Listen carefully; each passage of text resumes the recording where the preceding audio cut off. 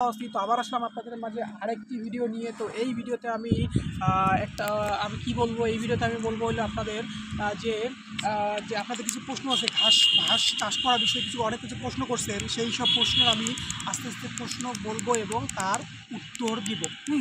তো এইগুলো প্রশ্ন অবশ্যই কী রকম লাগলো, অবশ্যই যদি সঠিক হয় তাহলে অবশ্যই জানাবেন, ভুল হলেও কী ভুল বলছেন এটা কমেন্টে জানাবেন। তো প্রথম প্রশ্ন হইল যে কোন ধরনের জমিতে রোজা জাতের ঘাস রোপণ করা যেতে পারে? এর উত্তর হলো এই ঘাস মধ্যম মানের লবণাক্ততা সহ্য করতে পারে। এছাড়া জলাবদ্ধ ও পাহাড়ি ঢাল ছাড়া বাংলাদেশের সব জায়গাতেই এই ঘাস জন্মায়।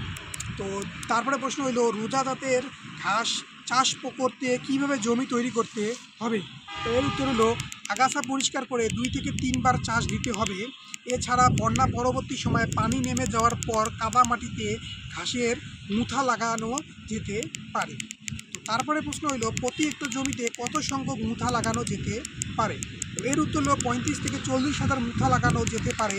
চারা থেকে চারা 70 সেন্টিমিটার এবং কাটিং থেকে কাটিং 35 সেন্টিমিটার দূরত্ব থাকতে হবে।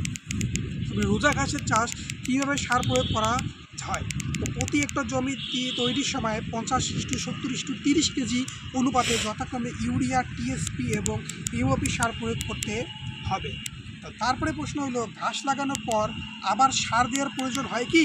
তো এর উত্তর হলো লাগানো 1 মাস পর প্রতি হেক্টরে 50 থেকে 75 কেজি ইউরিয়া এবং প্রতি কাটিংয়ের পরে একই মাত্রায় ইউরিয়া সার প্রয়োগ করতে হবে। তারপরে প্রশ্ন হলো রোজা ঘাস চাষে সেচ দেওয়ার প্রয়োজন হয় কি? তো এর উত্তর হলো খরা মৌসুমে 15 থেকে 20 দিন পর সেচ দেওয়ার প্রয়োজন হয়।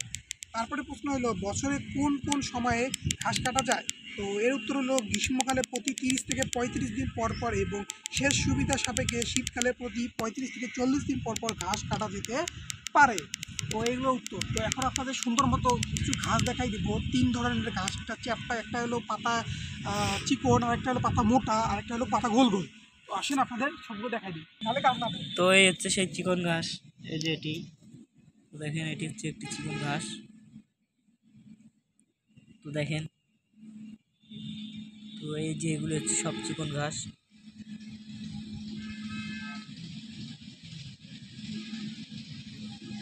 তো এখানে মোটা ঘাস রয়েছে। তো মোটা ঘাস বলতে এই যে এগুলি হচ্ছে সেই মোটা ঘাস। এই যে এগুলি দেখেন 2 রকমের, এই যে ওটি এক রকমের চিকন ঘাস, এটি হচ্ছে একটি মোটা ঘাস। আবার এর চেয়ে একটু ছোট ছোট ঘাস হচ্ছে আপনার এই যে